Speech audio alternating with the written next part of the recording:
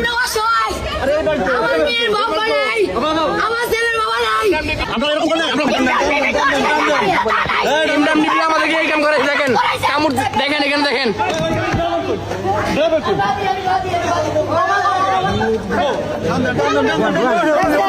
দেখছেন তারেক জিয়ার কাছে আমার একটাই দাবি, আপনি যে ভিডিওটা দেখে দেখেন আপনি কি কন্টেন্ট ক্রিয়েটর?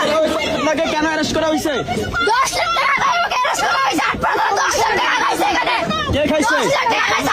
আপনারা ওসি শুনেন, আপনারা মামলান, আমরা অসহায়। আমার মেয়ের বাবা নাই, আমার ছেলের বাবা নাই। সুতার মেয়ের বায়ান ইউজ করতে করবেন না, ইউজ করবেন না। আমরা জানি না, আমরা জানি না, আমাদের মামলা নাই। 10 লাখ টাকা দিছে।